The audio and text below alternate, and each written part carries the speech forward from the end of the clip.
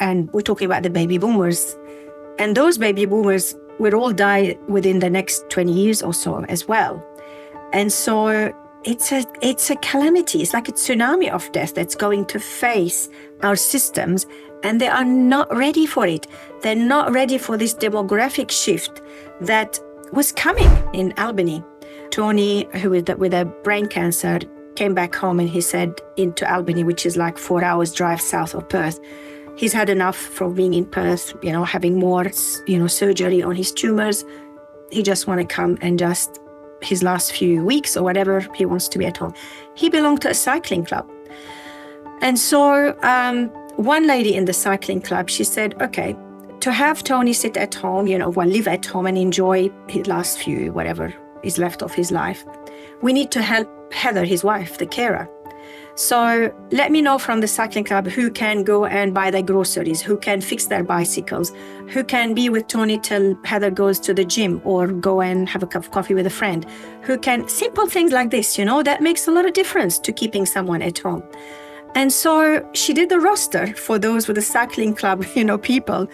And Tony was never by himself. He's always had somebody, having a chat. And again, people are not scared of death. They're scared of dying, because dying carries with it that taboo, the stigma, the social isolation, the anxiety, the depression, all that stuff.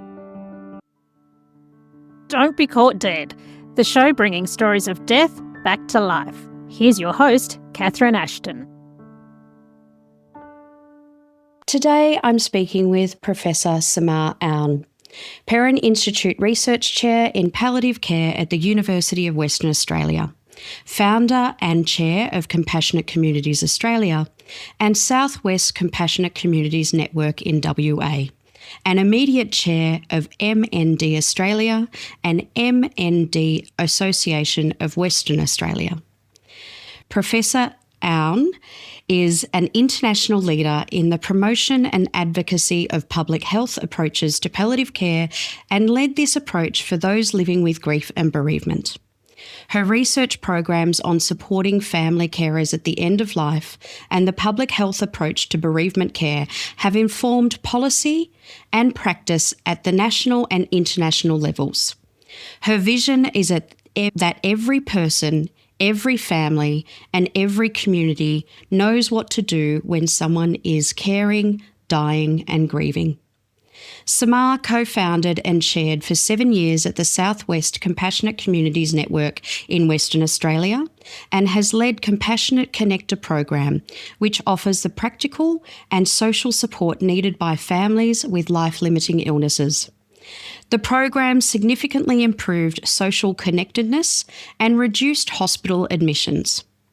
She founded and chairs Compassionate Communities Australia, which aims to become a hub of knowledge and skills for community-led solutions that would lead to social and systems change.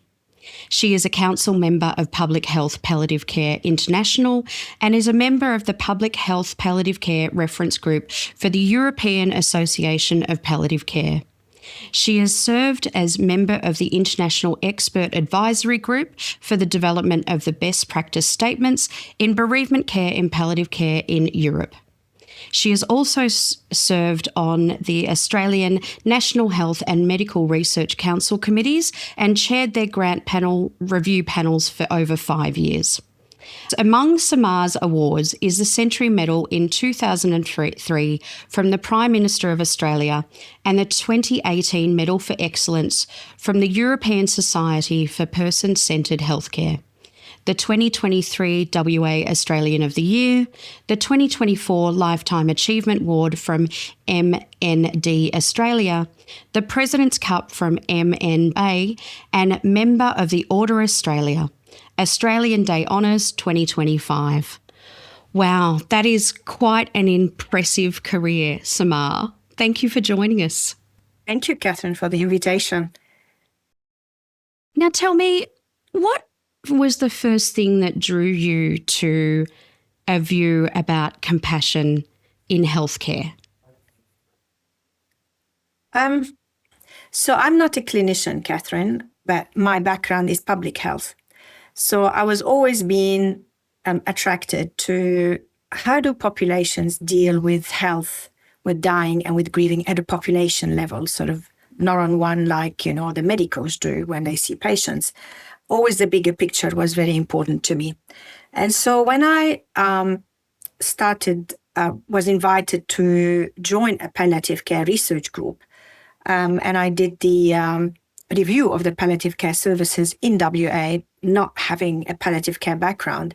That was a really good project to actually understand the lay of the land with palliative care, particularly in WA to start off with. And it sort of made me think, okay, there's so much focus on clinical care, but that is like a small component of what people need towards the end of life or even before that. But I was surrounded by clinicians, and it seems like I was the only one really looking at what are the other aspects of palliative care that is in the palliative care definition. So the definition of palliative care is quite broad. It's about psychosocial, spiritual, existential, family care support, bereavement support.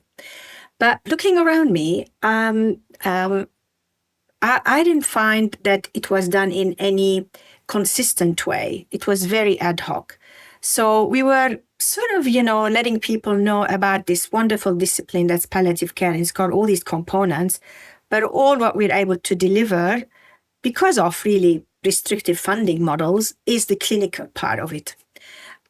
So I started kind of being interested to see who else in the world is thinking like this. And of course, I came to hear about public health palliative care and about Professor Alan Kelleher's work, and about that only 5% of the care is clinical, and the 95% is what the community does, with all the other components in the definition of palliative care. And so I was really excited to know, okay, there is a whole worldwide movement, but being tucked away in WA, I suppose I was head down trying to do research. It was time to explore what's happening outside my small circle. And the first thing that actually launched my work in this is the bereavement support, public health model for bereavement support. And it was around the time when my dad died, and I was, told, you really need to come straight away. So, we come from Lebanon, and we don't wait to bury our dead. And so I had to really quickly organize my ticket and all that stuff. And I rang the office at that stage when I was in another organization where I was working to say, look, I'm due to chair a research meeting, but I can't come because my father has died. If I feel okay after I book my tickets and everything, I'll come and join the research group. Anyway, so I booked my ticket, and then I sat home and I thought, well, what I'm going to do now? I'm not going to sit by myself and mope. In our culture, you just share it with the community around you, your colleagues, whoever is around you, you just tell them you are sad because somebody really dear to you had died. And so I decided to go to work. And then, I walk into this research meeting, and it was all clinicians, 7 of them. And no one said anything to me. I just thought, that doesn't make sense to me. Like, look, I'm hurting, I'm really grieving.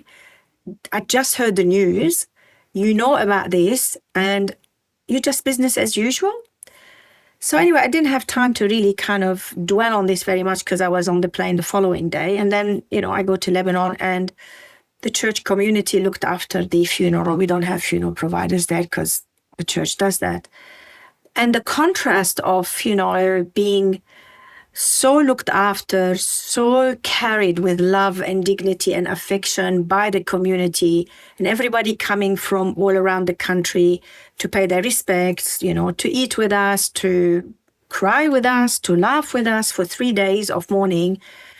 It was an amazing experience to me. I mean, there are one of those surreal moments that we don't experience often in life. And I thought, why did it touch me to that extent? I mean, of course, my dad's death had touched me a lot, but just the whole community support was just amazing, and a contrast to what I felt a day before when I was in Australia with my colleagues.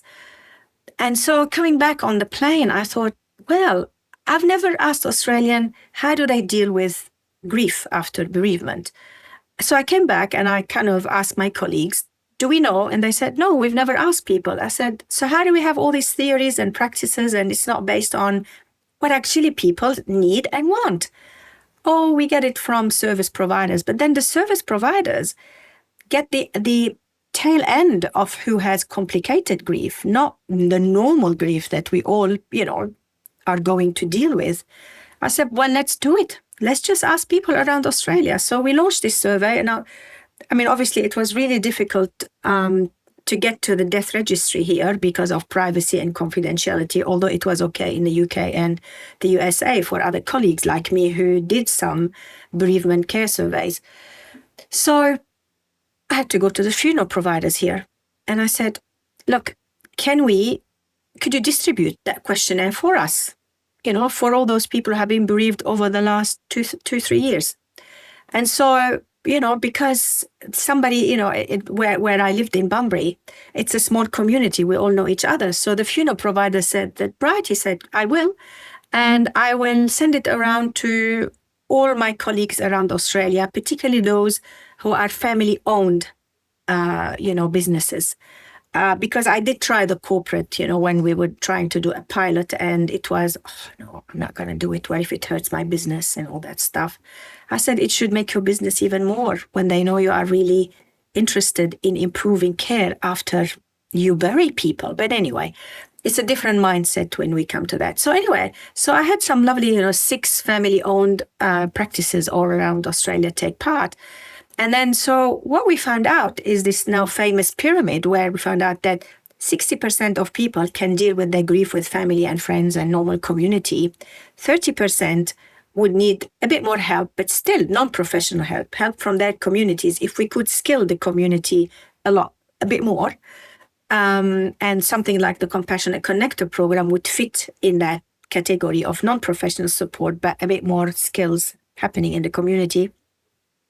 And only 10% said they had seen a professional to help them with their grief, whether a grief counselor or psychologist or a psychiatrist. So, the theory that we started with was the empirical evidence came from the data of this. And so when we published the article, it really resonated with everyone around the world. It's just to show you when somebody comes with fresh eyes from outside the field, they see things differently. And that public health perspective, was helpful, looking at a population, based model. And so it's just changed the way grief has been dealt. It was a relief. It was a relief for practitioners, for organizations, because they were thinking, how are we going to help everyone who has a death in the family? Because we reached a stage where a grief was so pathologized and medicalized that it was untenable. Like, organizations who were supporting people didn't know what to do, where to start. And so when, the research showed them, no, you don't need to go and help everyone who has a death in the family. We need to skill the community to do that. You basically focus on those 10%, bit there at the pyramid, top of the pyramid. And so I had a lot of comments to say, thank you for this research. It really relieved us from this pressure that we were feeling. And also resource allocation was a problem, right? So you need to know if you have a service like this, how many you need to employ. So if you only had 10%, it's manageable, but worldwide it made sense, which was amazing. And so it's at that time when Professor Alan Kelleher heard about this, and he said to me, you know what you've done? This is the first empirical evidence that is now provided that compassionate communities are doing a good job. We didn't have the quantity. We knew that communities help, but we couldn't really quantify that 90% of people can deal with their grief with the help of their communities. And hence, tell me, what year was this, Samar, that this research was released? 2015. Yeah, we started with the theoretical model 2012. By the time we did the survey, analyzed that, it was 2015. It was published in PLOS ONE, which is an open access journal, so anybody can download that. Yeah. Why do you think it had taken so long? Like as if until now?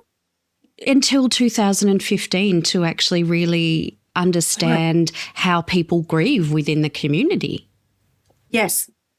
That's exactly. So you need to ask the right questions to find the right answers for it. And because, previous researchers were really too focused on the pathology of grief and only studying those who actually do seek help from services, that's the only data we had.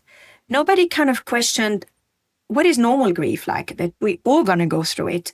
And how do people deal with it in normal life? What do they rely on? What are the resources and the assets they have in their communities? And so now we know we have a lot of assets in our communities. But what we've done throughout the decades, we've de-skilled them because we told them that health professionals do it better than you. And it is so medicalized and so professionalized that people got scared to offer their help because they think, what if I make things worse for somebody who has got grief? And I better stay out of it. So what happened is that the community lost the confidence and the skills to know how to support someone who is grieving because of that. And so Compassionate Communities Australia is about bringing that confidence, the courage and the skills that people need to have, could have, to get going again. Because what's happening now with obviously grief is so related to death in general. Okay, you can have grief from other life issues, but we're talking about this particular one. So we were talking about how do we bring back that death literacy that our ancestors had or grandparents had? How do we deal with those raw emotions, without having to say, okay, we need a specialist for that. And so we really need the community to understand that it is everybody's responsibility. It's not just the health professionals. And how do we get the community to work with health professionals? That's the big issue at the moment, So while we're trying to skill the community, if the health professionals are not making the most of that and working with communities, we're not going to really progress a lot. So I'll talk about the forum that was about system change. But what I wanted to say here before I move to that is that compassionate communities, because I think one of the questions is about what are compassionate communities.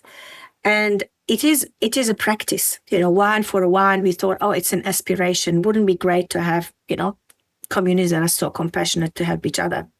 Yes, it's a great aspiration to have. And we need to really reach that stage whereby we have a community that's able to support someone who's caring, dying, and grieving.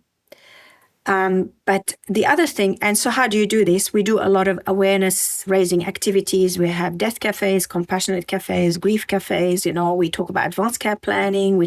So all these educational programs, awareness-raising programs, are really important to start bringing the community to have those conversations which people are too scared to have within their own families. So we've created those in the community. So if you really want to talk about your loved one death or in the process of dying and you can't share with your family, there is a community that's able to offer you that safe space. And you go to the library where you have this group meeting and learn from them and, give you some advice.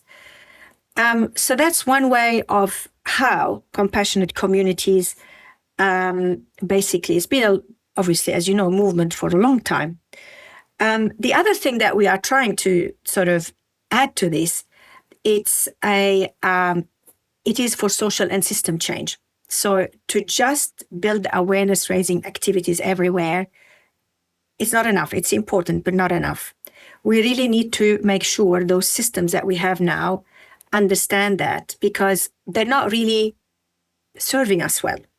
And of course, now the thing that's taking a lot of limelight is aged care, right? We've got AIs, basically, assessing your need. We've got care that's given in minutes of care, and that's it. If you need more than this, doesn't matter what your situation you're in, this is how it is now. So while I understand the government needs to put those boundaries around the funding and how much they can give each of these aged care people, that is not how you serve the community. It's not about transactional care. It's about relational care, because the more you have relational care, the more the systems will thrive and be suitable for the people. At the moment, what we have now is not suitable, because it's a system that was built ages ago when we didn't have aging at scale like we have now. We've never had that many people age at the same time. Obviously, they're all helped by the medical interventions to live longer and longer. And we're talking about the baby boomers. And those baby boomers will all die within the next 20 years or so as well. And so it's a calamity. It's like a tsunami of death that's going to face our systems, and they are not ready for it. They're not ready for this demographic shift that was coming, but nobody was really wanted to embrace it and see how can we have systems that will serve now aging at scale that we had, And so what's happening? What sort of gaps have you been able to identify where we're not ready for death at that scale? No, we're not ready, because at the moment, 60% of us are dying in hospitals, right? So when we double the amount of death, we will not have enough hospitals or hospital beds for us to die in. And we don't have the workforce as it is now. So the need for palliative care is going to be 200%, something ridiculous like this, increase. We don't have the workforce. So what are we going to do now? We got to go back to the community and say, look, you really need to take your place in helping people to be cared for and die for at home. Only in the strict, necessity, they go to a hospital. And this is what a hospital is for. It's not about, occupying all these beds till an aged care bed is available. I mean, look at the hundreds and hundreds in our occupying hospital beds, which are acute service beds, because there's nowhere for them to stay. They can't stay at home because we have a community that's illiterate in terms of how do you care for someone at home or dying or grieving for the family. And people freak out, right? And think, okay, well, we send them to the hospital because then it's not our responsibility, somebody else will be looking after them. So the mindset shift needs to happen with the community first, to say, look, we are ready to actually do whatever the community wants. I mean, any survey we've done over the past few years, people want to die at home. This is like so clear. And yet, most of them are dying in hospital. Doesn't matter what state, it's across the board. So, and so you get, government people saying, right, we're going to build this more wards, more hospitals. Yes, but no matter how much you're going to build, it's not going to be enough for the calamity that's facing us, in the next few years. So we do need the community to take its place in delivering that care alongside palliative care services or other healthcare services. And so with Compassion Community Australia, what we're trying to do is that we ask people, who's got your back? Think about it before you get to that stage, you feel you're by yourself. So start building your caring networks while you are living. Don't leave it till the last minute, because they won't be around you. So we live in a Western culture where, people think they are an island, they're self-sufficient. Unfortunately, in this kind of thing, you can't be self-sufficient. You need people around you to help you. And we say, if you need to look after someone at home, you need a caregiving network for about 10 people to actually share the load. At the moment, you have probably just the wife or the daughter or the mother. Of course, they get burnt out and they have to send their loved ones to hospital or to aged care. But if they have people from there within their social network who are able from the start, like you have to build this as you live, and you age, at least they would share that load with that primary carer, So then the primary carer is not overloaded. And, and that's where, we have a lot of nice videos as well. Particularly, there's a really good one that was taken in Albany, where Tony, who with a brain cancer, came back home and he said into Albany, which is like 4 hours drive south of Perth. He's had enough from being in Perth, having more, surgery on his tumors. He just want to come and just his last few weeks or whatever, he wants to be at home. He belonged to a cycling club. And so one lady in the cycling club, she said, okay, to have Tony sit at home, live at home and enjoy his last few, whatever is left of his life, we need to help Heather, his wife, the carer. So let me know from the cycling club who can go and buy their groceries, who can fix their bicycles, who can be with Tony till Heather goes to the gym or go and have a cup of coffee with a friend, who can, simple things like this, that makes a lot of difference to keeping someone at home. And so she did the roster for those with the cycling club, people. And Tony was never by himself. He's always had somebody, having a chat, because this is what people want. They want that social contact. They want to feel loved. They want to feel the friendship.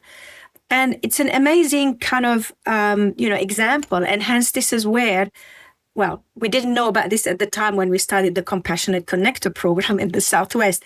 It's almost happened in parallel that Albany were doing this and we started with ours, but we called, ours Compassionate Connector. That's exactly so. So not everybody belongs to a cycling club, but we try to get people with lived experience from the community who are happy to become friends with people who need help and offer them that practical and social support. And we had amazing, 20 who had volunteered. Of course, they were all interviewed, they were all trained, and they did a marvelous job. I mean, we learned from them. To be honest, they just knew so much. And there were people who were in the community delivering that support but by themselves. So they felt like isolated and they felt a bit like, am I doing the right thing? So to belong to a program that made them feel like part of a community of practice. And they supported each other and gave each other's ideas how, they helped each other. And this is why it's worked so well. And of course, as you know, whoever is listening now, we did reduce hospital admissions. We did reduce length of stay at the hospital. We did reduce emergency department presentations, and we doubled the amount of outpatients visits, which are a lot cheaper than a hospital bed. The reason being is that when the Compassionate Connector grew the social supportive networks around those families in need, so if you feel anxious about your health, say on the weekend when the formal services are totally shut, in the past, you used to admit yourself to hospital on the weekend because you had no one to talk to, no one to, just hear your anxiety about whatever problem you have. But once they had those friends around them, by the way, we don't call them volunteers, we call them activated citizens. So the volunteers is quite too old-fashioned now in terms of, it just sounds too much service-oriented, you click when you kind of tick when you started, you tick on your thing. That's not how it works in the community. You help your neighbor, you help a family member organically, naturally. And this is what we had aimed to do with the Compassionate Connector program. And it worked very well because most of the connectors were volunteers at the hospital or a hospice or something. They loved having this fresh way of serving their communities. They became friends, basically, and this is what we aim to do. And they were there for them on the weekend. And so basically it stopped them from going to hospital when it's not needed. And then when those people needed to go to the hospital, they didn't need to stay longer than usual before if they were going out back home when they have no one. They used to drag their stay, I suppose, at the hospital. So they didn't need to now. And then again, to actually double the amount of the outpatient visits, it's actually, again, the connectors and those caring helpers in the community who became their friends used to make the appointments for them and drive them to the clinics to actually be seen, which meant they were seen before things deteriorated as well and they needed a hospital admission. So all in all, it makes sense. When the community takes part, this is what happened. And so I think that research opened the eyes even more on it is a practice. It is a scientific practice when you have the community taking part in delivering that care. So it's not like, as I call it, lovey-dovey kind of thing, which was thought about before, because I recall talking to bureaucrats and government people and proof that it works. Well, we have proved that it works, So we don't need to keep proving it, and it makes sense. So it's great. I mean, what we're aiming now is to roll it out as far and wide for whoever is able to basically have a program. We have the training program now in sort of, because we had to test it. So I think we're happy now where we reach a stage where we can start training other people. It's not a program you just give it and people know what to do with it. I think for a while we need to do the training and then train the trainer model, because I've watched people coming new to it. And if you're not from that background, with death literacy and grief literacy and all that stuff, it's difficult for them to actually understand it and train. I'm not surprised, given our culture, and especially you were referring to the baby boomers and what we're seeing with that aging population, is that it's very much that stoic mentality of the stiff upper lip and carrying on and not asking for help. Yet compassionate communities is actually the ability to say, actually, I need help and this is how I need it. So it is sort of re-looking at the way in which we act within a community, isn't it? Exactly. As you said, the first thing is to break that taboo and start saying, it's okay if I ask for help. It's fine. I have a disease that's going to kill me. It's not a sin. It's not a crime. It's just the way it's looked at it, as if, no, we have to keep it away, not say anybody, shush kind of thing, all that. And it, I've seen it with the connector program. We had a lady who's in a really isolated rural area, and she told the connector, so she had cancer, and she told the connector, can you not park outside my house? Because I don't want the neighbors to think there's something wrong with me. I mean, what more can be wrong? You're dying. Like, really? They should know. Otherwise, what? You'll die by yourself in this home and nobody is going to knock at your door till days later. I mean, see that the mindset of the older people is so like, it's so not helpful for them, And how many times we have heard people dying and they're being discovered days or months later. But I just think it's going to be quite difficult to change that mindset for this older generation. It's just too much, ingrained in them, the taboo, the stigma, all that.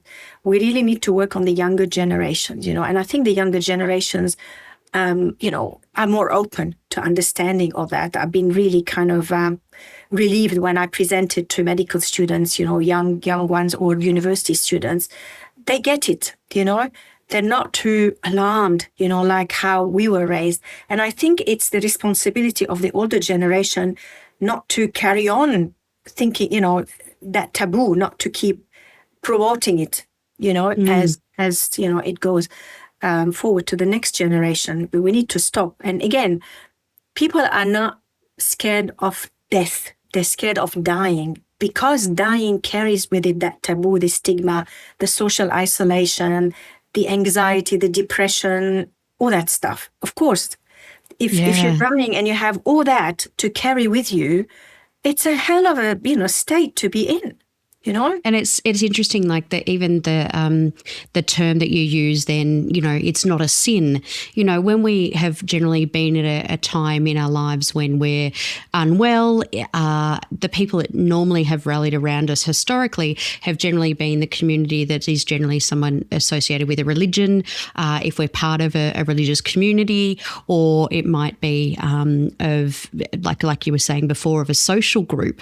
But this is actually widening that and making it more for everyday humans to actually be just a good human to who's in their community that's next to them, without those extra layers of religion or social expectations around them, isn't it?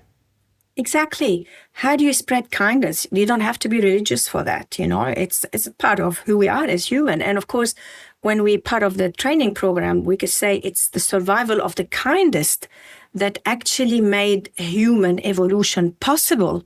Because had we killed each other, we wouldn't exist now. So we were kind to each other so that we have survived since we started, with Adam and Eve.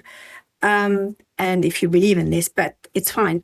The point is, we always say survival of the fittest. Well, that's not correct, really. It's survival of the kindest that actually made us, keep going as a human race.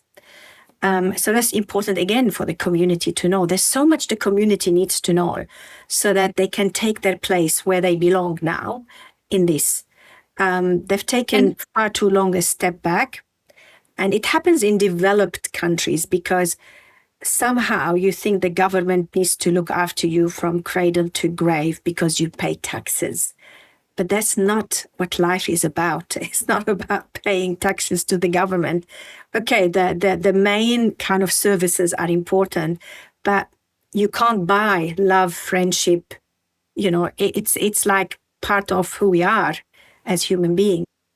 And it was interesting, that gap that you talk about with the government services, but also the expectations that we have of what sits in the medical sphere and what has been something that we need to seek professional advice on. And you were referring to that earlier as that 10% of where people end up with their grief and bereavement. And then there's 90% that sits within the community. And how do we work as someone within the community to become better at that? Well, that's exactly. So the training programs that we do is about grief literacy, if we want to focus now on grief and bereavement. And you start from really simple things. What do you say to someone who's grieving?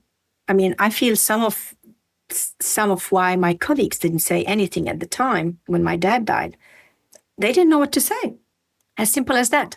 But now there's a lot of education about this, And so the most two popular slides in that training program is, what do you say for someone who's grieving, and what you don't say? And I can't tell you, whenever we present this, people say, like, yes, we're feeling so much better now. We don't have to cross the road and avoid them because we don't know what to say. So it's simple stuff. We're not saying, we're creating anything different, but it's just, now how do you reach people with this education? This is what's important, and this is what we're doing with these training programs, basically. And people think it's really a big deal, but it's not. But they have to be,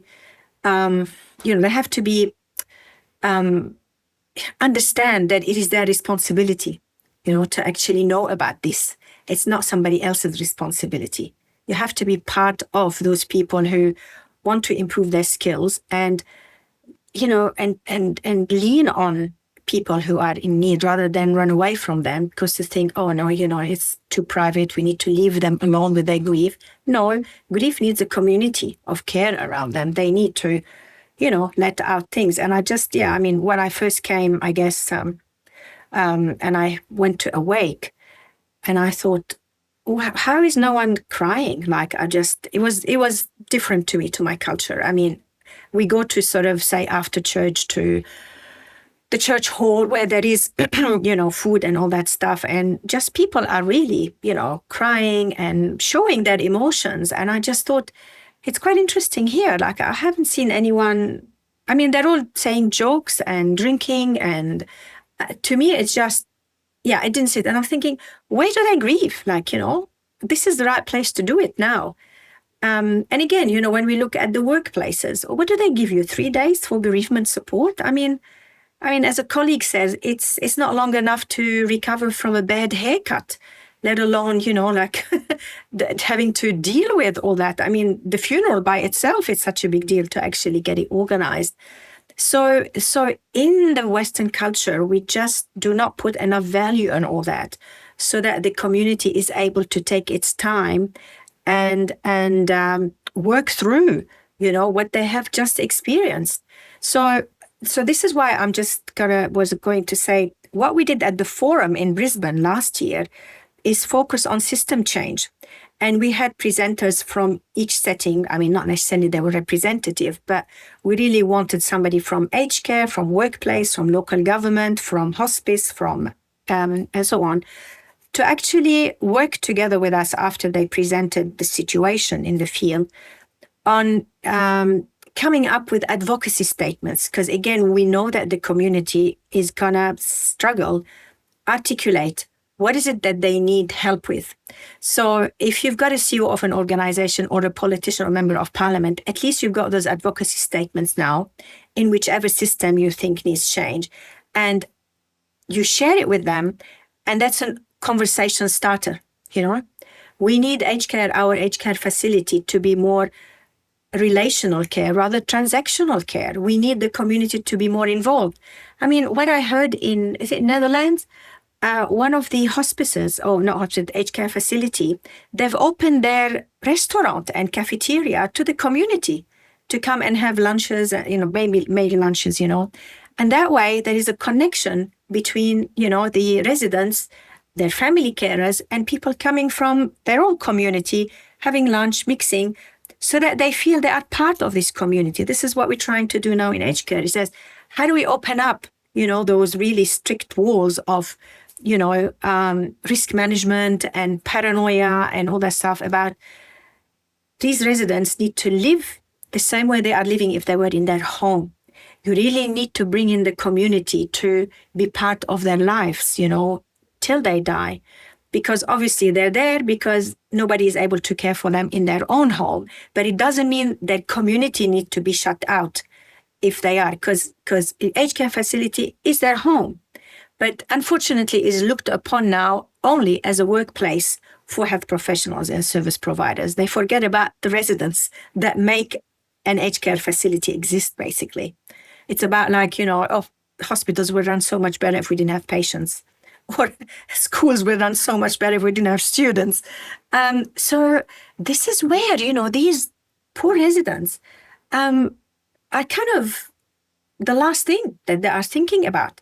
It's all about the workforce, right? And the workforce for the transactional care, not the relational care. And so it's adding more to the lack of agency and social isolation and ageism that we have now. When we have people at this age group, the reason why they are there is because physically they're not being able to be cared for at home, or, their loved ones are all working full time. But that doesn't mean that, they can't still be part of something meaningful. When residents are cared for in the facility, what we are hearing, and we've done recent research, last year, they're really very much into getting just transactional care, not relational care. And this is not what people want. They are in a residential aged care facilities because there's no one to look after them at home. So, but the residential aged care is their home, and they need to be able to connect with their communities as if they were in their own home. You can't just lock them away from the mainstream community that supported them all their life, and therefore now they're not part of it anymore. So that's something that we're trying to infuse the compassionate community's approach to care in residential aged care facilities. Because, our residents feel socially isolated, obviously, totally isolated there. And they're there because of their physical needs, but mentally they're still okay, some of them, obviously, if it's not dementia and all the other problems. So it's something that we need to change. And again, with the Aged Care Act, which actually focuses on the emotional care and, spiritual care of the residents, but the implementation is totally different. It's totally different, particularly with the way their needs are assessed by AIs. And then, again, their needs basically are quantified by minutes of care. So that needs to change. It's not working. So this is one system. It's not working now. We need to see how we're going to help the government fix it. And unless the government is willing to hear us as compassionate communities, things will keep deteriorating. So that's really the message that we need to get to government, and we're working on this. But then with everybody now having an advocacy statement, they need to do this in their own localities, whether it's a small town or city or state. But until they realize it's their responsibility to do this, we need to keep encouraging them and reinforcing that message. I mean, look, compassionate communities now, the movement is not a sprint, it's a marathon. So basically, we know everybody is for the long run and we all need to be in it. So it's not a project, it's a way of life that's going to lead to a better death. And this is what, they need to understand. We have a lot of challenges coming our way, but with the short electoral cycles that we have with politicians, no one is going to look at that, because to build a hospital that people can see bricks and mortar for politicians, this is a win for them, for votes. So there's a lot of education that we still need to do across. We may educate the community, but then the community's got to struggle if those type of people are not also being educated.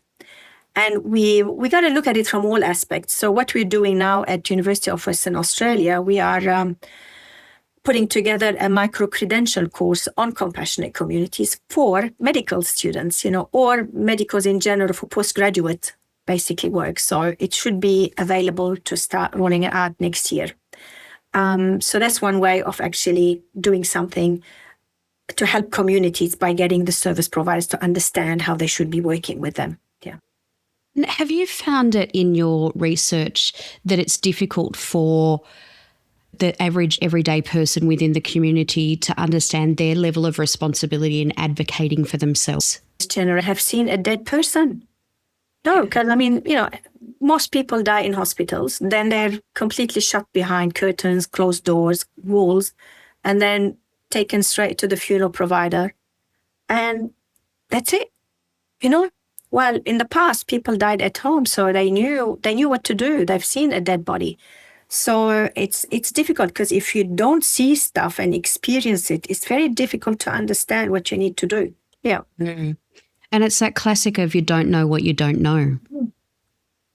Yes. And it's somebody else's responsibility.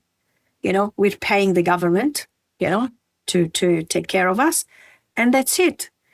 What really baffles me is that we're all going to get there. So the people who are saying this now, are they not thinking at this stage when they're dying, who do they want around them?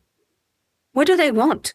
Do they just want a stranger looking after them, or do they want their families to be around them, to know what to do at that stage? It's quite interesting how people don't think that, you're going to be at that stage one day. So, get it well for others and yourself at the time you're going to get there. And when I say, again, politicians, government people, service providers, they're all part of the community, and they are products of their communities as well. So I just think we need to think more in a more open-mindedness now at a bigger scale. And this is what I like about public health, why I went to it in the first place. This is how it opens up things, basically. And you see things at a much bigger perspective that can help the smaller perspective, yeah. Because when you say 10 people, it takes 10 people to take care of you when you're dying and to support you in that process. How many people in the research could actually have 10 people as part of their support network? How many people are sort of coming up with those numbers? No, at the moment, none. But when we looked at what are the types of supports that people needed from the compassionate connectors that could be done within, the inner networks of people, if they would only ask for help, that would probably be it.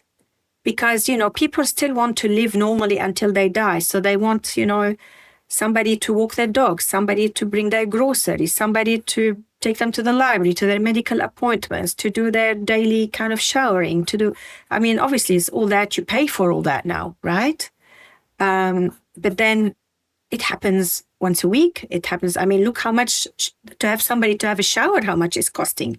It's just baffling what we've heard in the last few weeks for something that's so natural.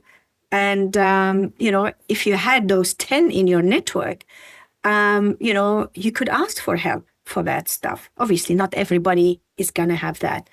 When I look at the research, we had half of the patients referred were home alone. They had no one. So that doesn't surprise me. And also given the disconnect between the approval process and the funding process can be, well and truly over 12 months. So even when these people have been identified in a formal medical assessment process, they still may not be available. So it really does highlight the need to start having these conversations very early on. Yep. any paid person is not there for the weekend, is not there for the public holidays, is not there at night where most of the crises could happen, And hence why we had all these hospital admissions, hence why we have all these aged care people taking up hospital beds, at the moment. So you need to start preparing for your end-of-life care network much earlier in life, You either be part of somebody's, and when your turn comes, it's like, you exchange favors in that sense. So, as you said, you get those services at some stage after you died sometimes, And I'm thinking, with motor neuron disease, it's quite obvious from the time of diagnosis that it's a death sentence. And, they don't get palliative care till probably the last week of their life. And a palliative approach to care, which encompasses compassionate communities, needs to be from the time of diagnosis. This is where grief starts, because they and their families are living with dying for as long as that's going to take. And I think, it's MND that made me even more interested in palliative care, because I thought at the time, what have they got? Nothing, just palliative care. And even palliative care, they're getting it at the last week of their life. And so that's why we're having this forum in August in Melbourne to basically look at the integration of palliative care and MND care. And again, where compassionate communities, needs to be part of those gaps that are going to happen. And this is based on a survey we've done with 164 carers from all across Australia. I've been doing research in MND, particularly family carers, for 20 years. And again, the thing that comes again, it's been a roller coaster from hell to look after somebody with MND. And so I said, look, I'm just so sick of hearing this. Come on, guys, let's get together and see how our system's working together. And so this is what the forum is about. So we're asked each, a group of key stakeholders in each state, from MND care, palliative care, care organizations, NDIS, aged care, come together and work a model of care that is going to sustain these families, throughout this period of living with dying that they're going through. Please don't say we just need more funding and stop there. Look at the system redesign. We can do it better. And I found out that some of them don't even know each other in the same state. They've never had those conversations because they work in silos. Palliative care separate to MND care separate. So I'm really excited about this forum. I'm hoping it'll be, a successful experience for people at least to get to know each other in each state and start working a model of care that's going to sustain, the MND people and their family caregivers within this, as we call it, the beast of a disease, basically. And again, where do compassionate communities fit? Even with the other services that they may have, the gaps are still there. People need to be supported, need love, need friendship, need, people to drop in on them, see how they can support them.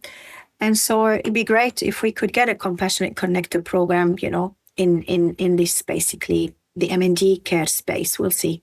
Yeah, a lot to do.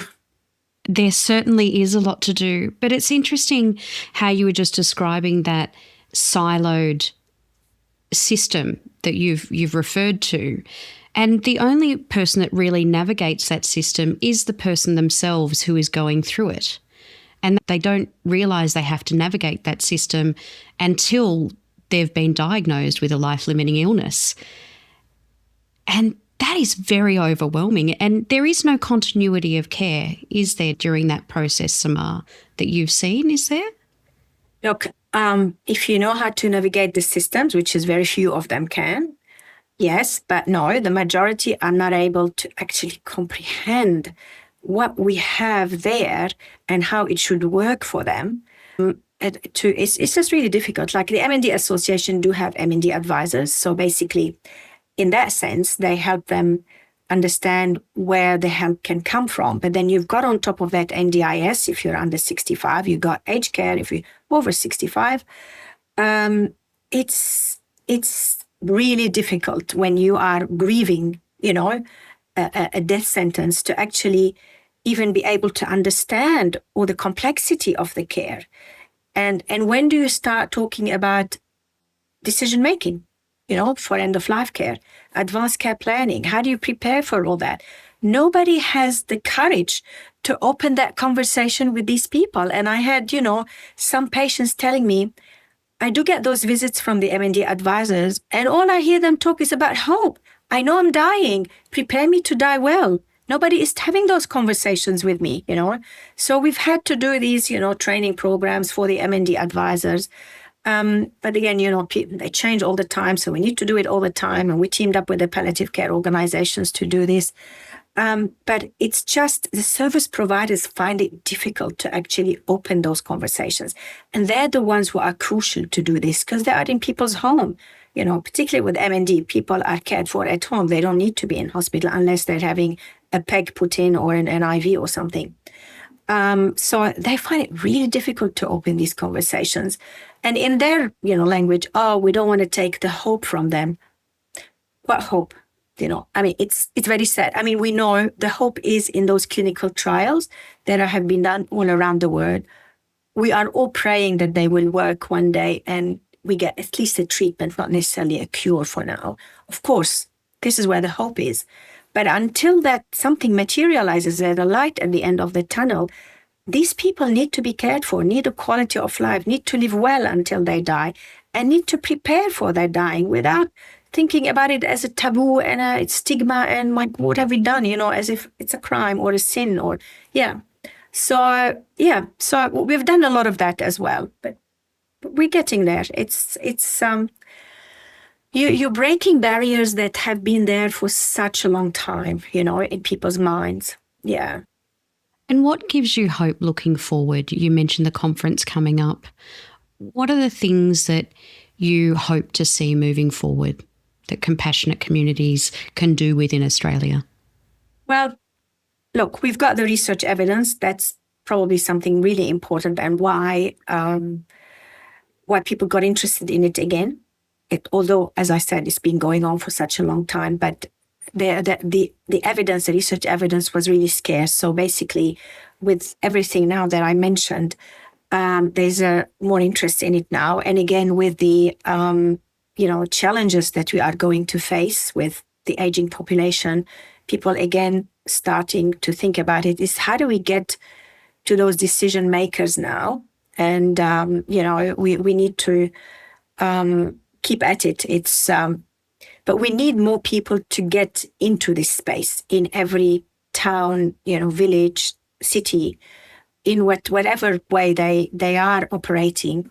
I suppose with the forum last year, we've given them a way to start the conversation.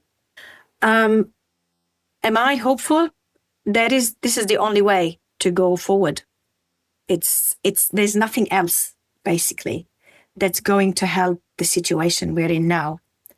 And it's just a matter of getting that message to the people who keep saying, we're going to build another hospital or we're going to build, that kind of thing. The younger generation, I think they're the hope, because if we can get them started not feeling all this. I give the example of my grandson who's 7 years old. At Halloween, his mum got him a skeleton. You could see a skeleton everywhere. And so he's very scientifically minded even at this stage. And this skeleton became his friend. So for that week of Halloween, the skeleton visited us regularly with him. He had a seat at the table because my grandson insisted he'd need to have a dinner with us. And I had to serve the skeleton a bowl of whatever I had cooked that night. And then, Grandma and, my grandson would say, "Oh, Grandma, don't worry, I'll eat his share. I know he's not going to eat it, but, it's nice." And then we had a family photo with the skeleton at the front of the photo, So he's not scared of the idea. He knows about this. He knows that in his body, he has a skeleton. So it's part of who he is as a human being. And so I guess this is great. When I think, for him, it's not a big deal because we didn't make a big deal out of it, or like, oh my God, what's this? We'll shut it away. Anyway, at the end of the day, when he had a sleepover at our place, I walked into my room and the skeleton was sleeping in my bed, not his bed. So I said, sorry, you're coming for a sleepover with your friend. He needs to sleep with you. He said, oh no, I think your bed is more comfortable. That is encouraging. It is. I just think, if we start that early without, being, oh dear, and such a big deal about all this stuff. And again, see, like his granddad is dying of terminal cancer. So he's gone to the hospital to see him. When he got back, I asked him, so how was your granddad from the other side of his family? And he said, well, they started some treatment for him for his cancer. I'm talking, he was 6 last year. Yeah, so he started and he's feeling better. But Poppy is 87 and men in this country die when they're 82. So he's done really well to live that long. And I thought, wow, I'm just so impressed. If we can get everybody think like this so objectively about things, there you go. See, but you start early. Yeah, definitely. And he really does have a scientific mind, doesn't he? I love it. I love it. Actually, remember the statistics, that he heard with somebody saying, yeah. Yeah. And tell me, for someone who's listening to this podcast and is wanting to know more about compassionate communities, what can they do in their own community? So one thing, as I said, those advocacy statements. So if they feel their workplace is not able to support someone who's caring, dying, and grieving, use that advocacy statement for workplaces with, the hierarchy and say, look, we need to have something happening here because it's going to touch all of us. So the more prepared we are, the better, and particularly when people come back from a grieving period, and feel they don't have a supportive environment. Again, if you have somebody in a residential aged care facility and you feel that your loved one is completely isolated and not cared for with dignity and care and love and all that stuff, again, raise this issue. Here we go. This is the advocacy statement. Let's discuss. This is how we need our aged care facility in our area to be. So everybody needs to become an advocate because it's as big as the community, this issue is. Again, your local government, if you don't think your local government is really getting onto this, start again discussing this with them, that they need to basically understand that their constituents, 100% of them are going to die. What are they doing? For those areas, yeah, okay, you've got seniors group and you've got sewerage or whatever, public health issues that the local government deal with. But this is important. End-of-life care is important for everybody who is under your local government. People need to think outwards now, and start spreading the message and getting into it. If they want a compassionate connector program to get things rolling for them, those programs is just to skill the community and give them the confidence and the courage to help each other. But at one stage, I do hope we don't need programs like this. Everybody becomes a compassionate connector because it is in our DNA. So we really need to unleash it again. And if these programs help, why not? This is what they are for. We did them originally to show some evidence, right? And that research evidence is so important to convince the unconvinced. But it's not something that we need to keep calling them program. We just need everybody to behave like that, to be able to support each other and keep this, the kind that survive more than anyone and more than anybody else. So look, there is a lot now when I look at LinkedIn, and there's so many people in the grief space who are supporting people who are grieving, which is fantastic. Again, with the death literacy, there are like with Dying to Know Day that we have in Australia and other basically, initiatives that are happening. Again, what you deliver as well to the community, Catherine, in terms of people, getting their act together, I suppose, and knowing where to go, because I like when you said, like, my loved one died, what's now? What do I do? This is exactly how people feel when somebody dies. Oops, we're not prepared. We don't know what to do. Really? Yeah. Dying for a while. Or how come you haven't had a look at any of the stuff that you are teaching people how to actually, get on board and understand these things? Yeah. I literally, when I came up with the title of that After Death Guide, I went back and had a look at my Google history from when our friend died, and I wanted to know what I'd Googled when he died to give to his kids, and that was what it was. What do I do now? My loved one's died, and I went, okay, well, I'll use that. Yeah. Because, it's a really challenging time. And if you had to describe a person, what qualities would they have as someone in the compassionate community? What sort of person are they? You've got to love people. I mean, you have to be a people's person. You have to be kind, compassionate, and which is most of us when you think about it. But there are things that probably stopped us from doing this, that happened in our life. We just stop trusting, other human beings, or unfortunately, people go through a lot of bad experiences. So it's also having that feeling of responsibility as a member of the society, as a citizen. I need to be more activated. I can't just sit there and think it's not my job to help whenever there is something. Look, what I found great about Australians, or in general the Western culture, whenever there is a disaster, flood, fire, they're amazing. They all come together as if it's giving them a good reason to come together. Why aren't you not like this as well when there are no disasters? Why are you not checking on each other? Why you're not, what I mean? In normal life. But no, it's almost like they need a good excuse to help each other. I don't know if I just been thinking about this, a while now. And I guess, we are a country drawn together by crisis. And it doesn't need to be like this, because after the crisis, everybody goes back to their own hole, and then as if they don't know each other. You know what I mean? I find it really interesting, the human behavior in this. While, say, in cultures, like where I came from, you'd always have the neighbor knock at your door. Hi, are you all right? You want to have a cuppa? You know what I mean? They go out of their way to actually make sure they connect with you on a daily basis, even though there's no good reason for it, I mean, a good reason is to offer your friendship and check on each other. Here it's more like, oh, I don't want to impose. I don't want to be intruding. I don't want to. That is really killing communities, those feelings, maybe they, they don't want me. Okay, they tell you if they don't want you. It's fine. It's okay to have somebody say, no, not now. And this is what we tell people, some, especially grieving people, and say, oh, I'm feeling so socially isolated. Nobody is knocking at my door and all that stuff.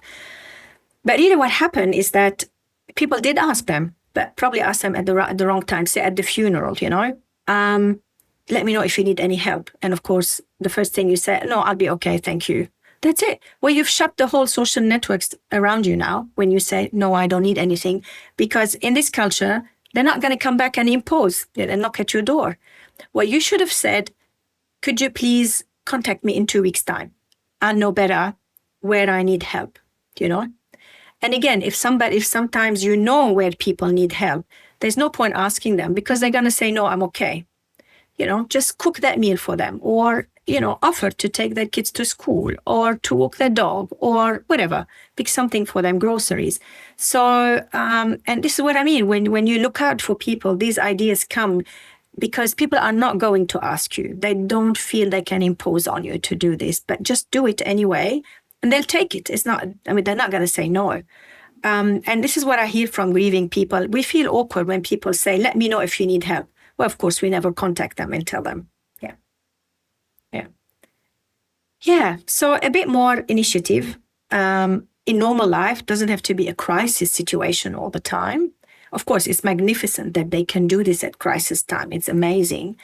But it needs to be kept during normal life when there are no crises. So that people start building those caring networks around them, whether from their own family or the outer community ones, or, whoever. And we've had in the Compassionate Connector program, of course, 60% of the help came from people who didn't know those families at all. Because obviously, as I said, 50% of them were home alone. They had no one, no friends, nothing, And I guess the mean age was about 74 years, and most of their friends had died anyway. Their kids are somewhere overseas or over east or whatever, they're not next to them. And so people who really want to offer help in the community were waiting for something like this to happen. And they became their friends, and they're still friends, with the carer after, say, the patient died or whatever. So we have a lot of goodwill in the community that we need to harness. But people are looking for ways to do this safely because they're too scared of litigation, and which kill the community spirit, all that stuff, And again, you always have people who basically abuse these things. And yeah, unfortunately, human beings are so different. But yeah, so I think that is the story of compassionate communities. It's always been there, but we really need to keep sustaining it because we're going to need it now even more now in the future with everything, with the demographic shift that we are experiencing. And it's so amazing to me that it wasn't until 2015 that we had the data to really show that the framework works, and it really does make a difference. So thank you so much for Samar for doing that. That's amazing. Oh, look, thank you. I think I've been very lucky to be at the right time and the right place, I suppose. I know, look, I have to really thank my colleague, Dr. Bruce Rumbold, who basically heard me talk about this 6 years before. And he said to me, we really need to do research on this. And I said, yeah, okay. But I had so much on my plate. I needed to finish all the other research projects. And then every now and then he'd remind me, are you there yet? Can we start doing this project? So thanks for, his insistence. Obviously, he's been in this space for such a long time, and he knew how important that public health model would be. But yeah, so it's great. I must say, when you have colleagues who know the way, and then help you to get there as well. Yeah. Well, thank you for working at a systems level and at a large scale level, and giving us advice on how we can do it in our own little community and how we can be part of that and making our communities more compassionate. So thank you so much, Samar. Thank you very much, Catherine. I mean, podcasts like yours, again, this is one way of spreading the message. So hopefully if anybody wants any more information, check our website, the Compassionate Communities Australia website. I mean, we're, trying to put as much as possible as we can there, but I heard that you don't really put a lot on the website, so I'm learning all this stuff. Of course, we are working now on a resource hub, which is anything you want to know about compassionate communities will be in one place, so that people don't get too frustrated with trying to find the information they want. So if you're a GP, you know where to go. If you are a pastoral carer, you know where to go. So we're trying to get everyone who's worked in compassionate communities all in one place, online sort of database. And we are creating communities of practice. So we've had the first online meeting last week. About 50 individuals, organizations joined that to say they want to be part of this national community of practice, which is great. And we're having a retreat for 2 days to all come together in November, because that's part of, how do you, again, bring people with you together, learn from them, all that stuff. We really need to meet. And, it's really nice that we were able to get this funding from We Can Trust to actually get the resource hub and also the community of practice happening. So, yeah. That's amazing. Instead of being fragmented, because everybody is doing bitsy stuff, which is so important, but how do you know about them? So, for instance, if somebody has a good model, if it is on that resource hub and you think that model would help your community, you know where to find it and you know who to contact to help you do it. So nothing would be wasted, basically, or not heard of, I suppose. Yeah. Stronger when we're together. So much better. Yeah, exactly. Thank you so much for your time today, Samar. Thank you, Catherine. My pleasure. I always like to talk about this. Don't be caught dead forgetting to subscribe. And here are some more videos we know you'll love.